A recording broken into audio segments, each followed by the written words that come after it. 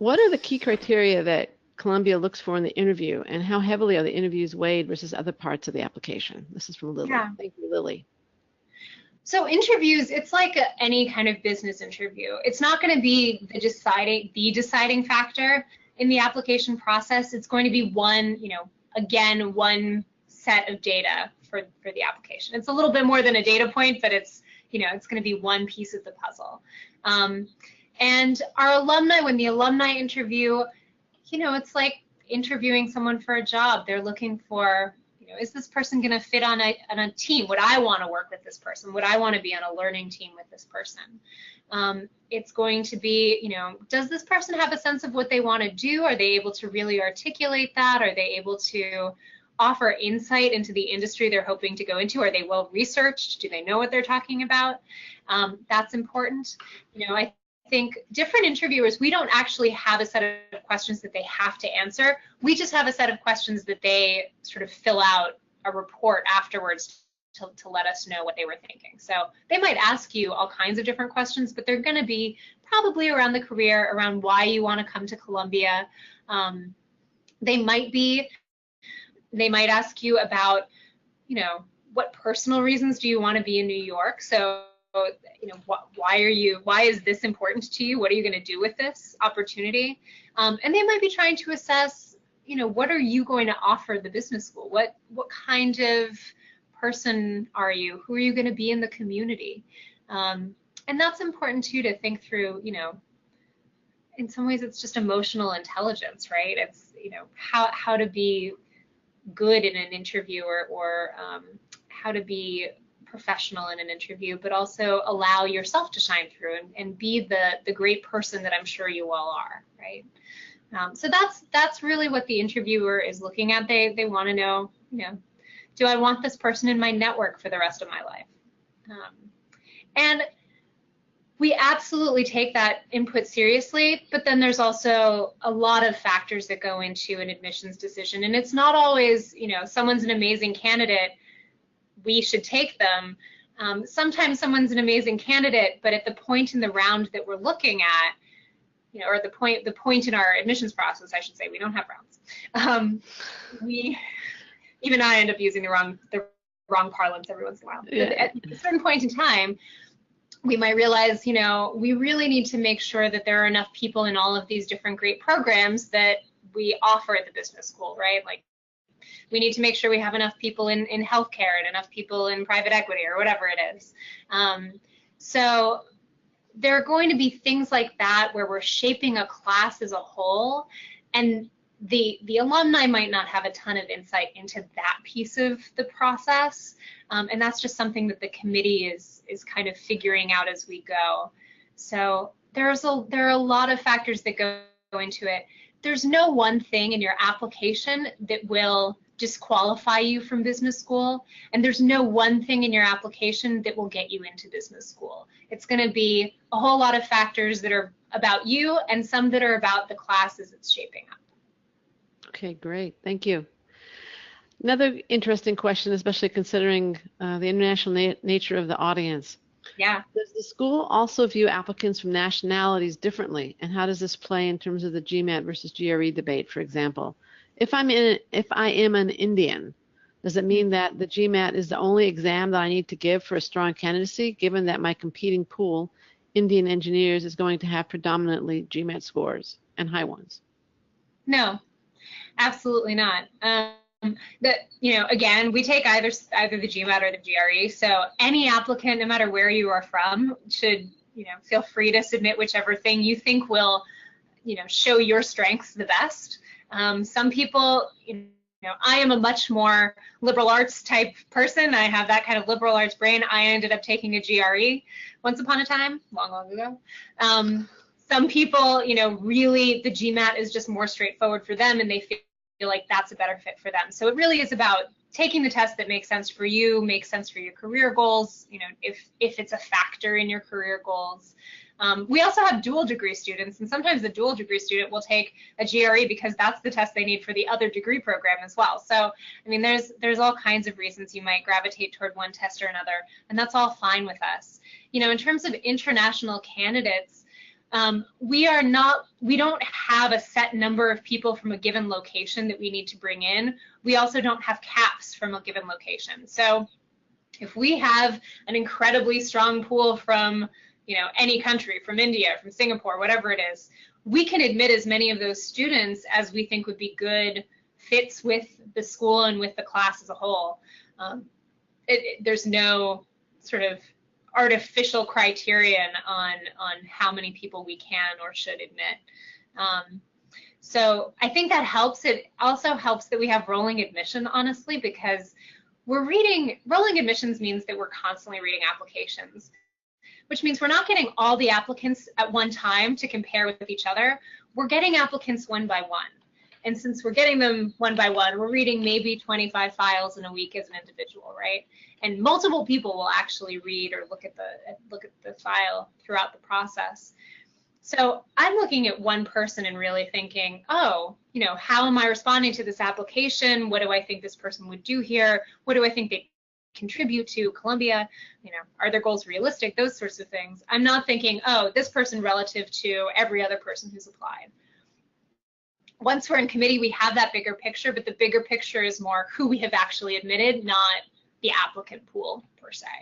So it's, in some ways, I think the rolling admission gives us a little bit of a different kind of framework to look at the applications. It's much more individual.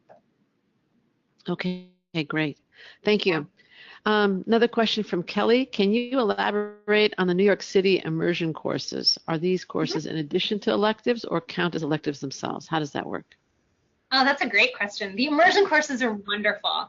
And we have both New York-based immersion courses and then something called global immersion courses, which are all over the world. The New York immersion courses are really industry specific. So for example, and they are electives. Just to answer your question, they're electives. You register for them the same way you register for any other elective.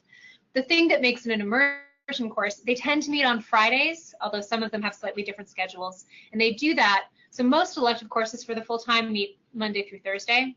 The immersion seminars usually meet on Fridays so that maybe early in the day you've got the classroom experience with the professor, but then later in the day you actually go out and you meet with a company or you meet with some part of that industry that's related to what you were learning in the morning.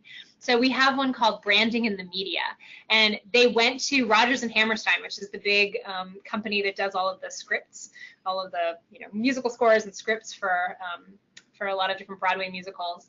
And they went there and they did this incredible tour of that company and actually got to talk with people from the company about what's going on in the industry and their process. Just really cool, interesting things that you can only do in a place like New York where you have these companies right there.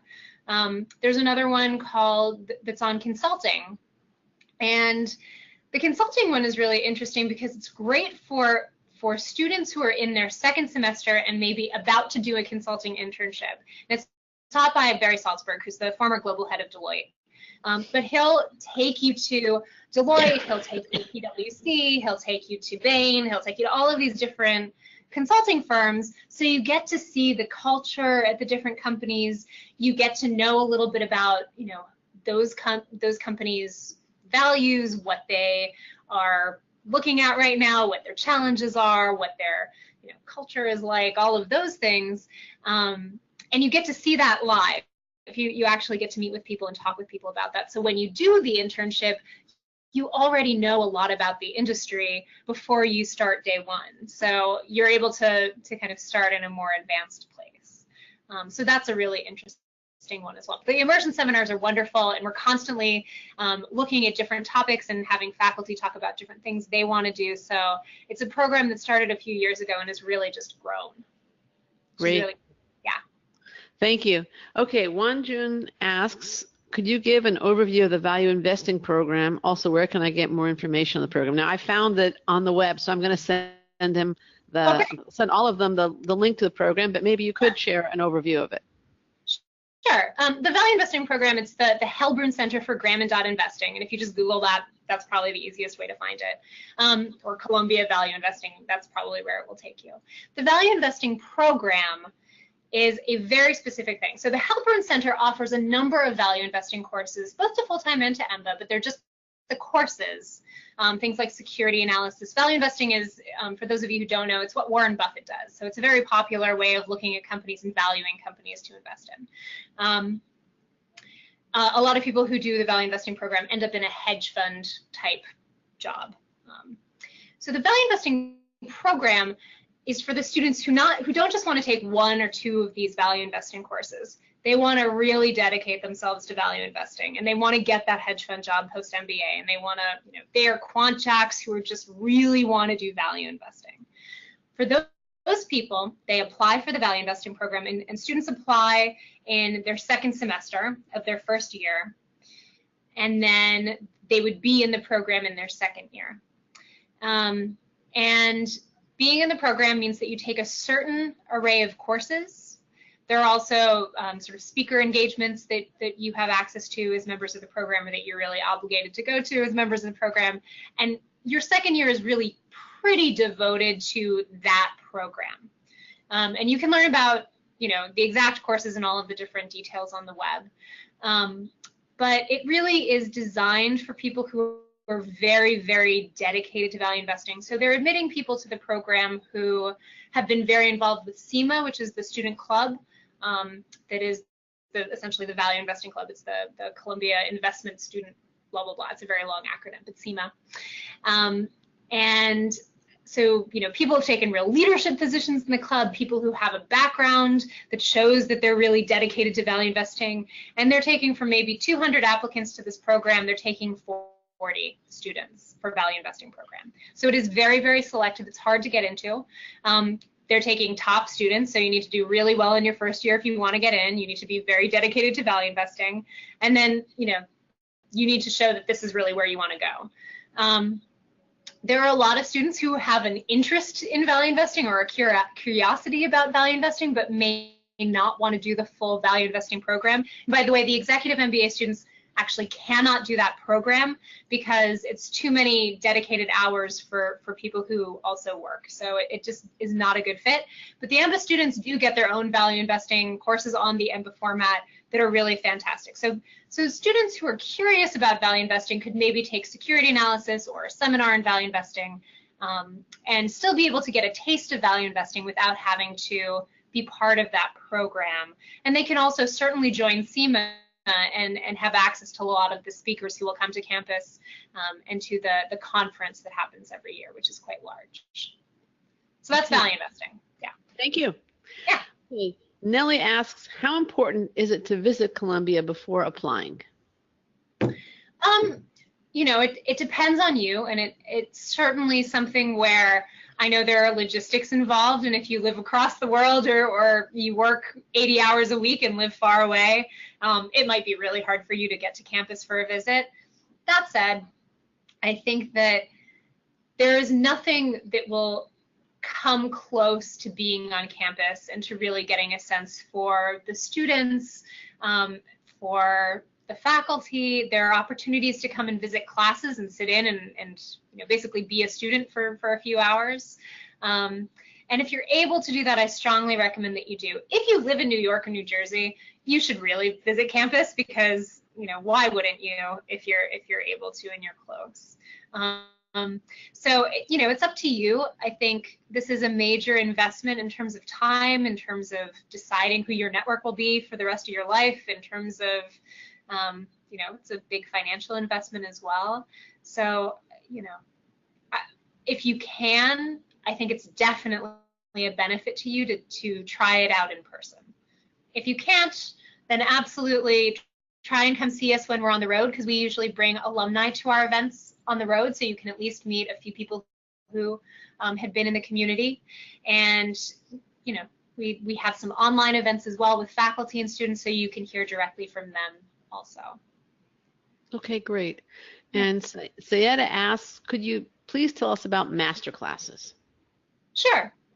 Master classes, and there can sometimes be a little bit of overlap between master classes and immersion seminars. They're both experiential learning, but master classes are designed they're usually quite small, and they're usually designed so that you are effectively consulting for a real company in some way.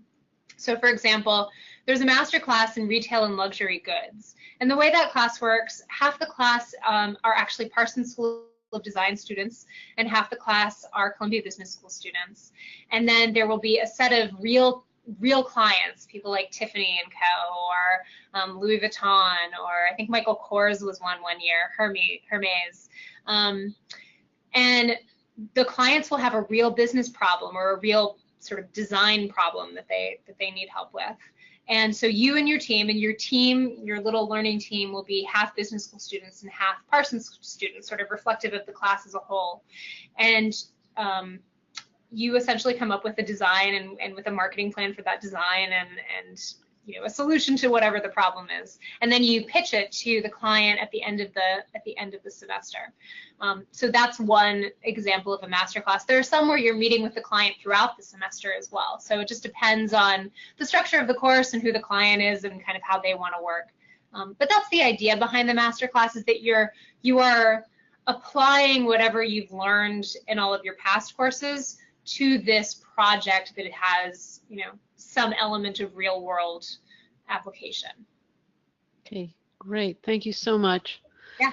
Emily, I want to thank you very much for your presentation and all the answers. Attendees, I want to thank you very much for your time, your attention, and of course your outstanding questions. I think we've had a great audience today. Wouldn't you agree with that?